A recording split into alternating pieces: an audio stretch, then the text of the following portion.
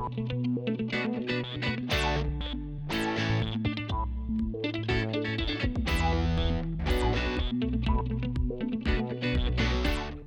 name's Trevor.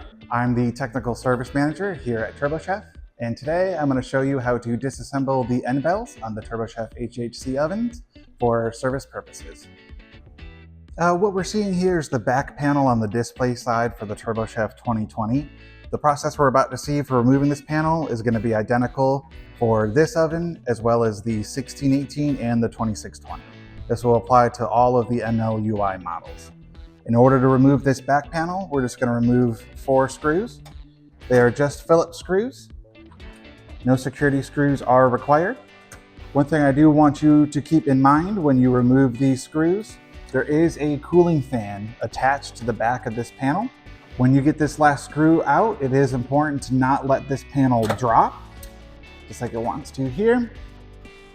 The cooling fan is quite weighty. If you do drop this panel, it will rip the cooling fan wires off. If you're the first technician to get into this unit, this 2-pin Molex connection here will have a zip tie holding it together.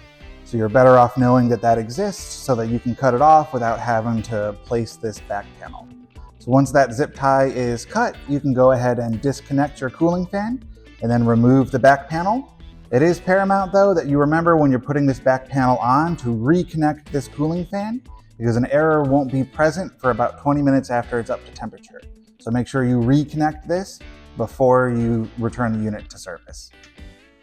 Okay, here I'm going to show you how to swing the end bell backwards so that you have better access to your blower and some other components. I'm showing you here on the display side of the oven.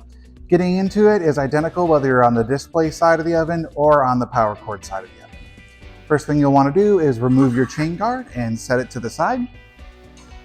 Once that's done, you want to get your drive chain off. You can just lift up on your conveyor assembly, get a little bit of slack in that chain, and it will come off. Next, we're going to remove the 4 screws that are holding the end bell to the cavity here in the front. So I'll go ahead and remove those now. You have 2 down here as well. Once all of your screws are free, the end bell will be able to swing backwards.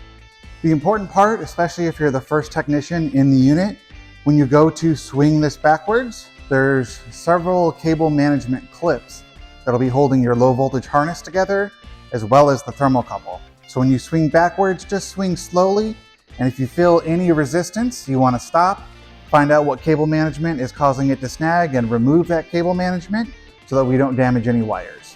Okay, so this will swing all the way backwards. And we can see here that we're getting caught on our thermocouple wire. So in order to move this any further than that, you just simply need to disconnect your thermocouple. And you can see we can swing a little bit further so we have better access and we can get into our blower and our DC power supply. Again, this is identical on both sides. It's just the 4 screws and swing back.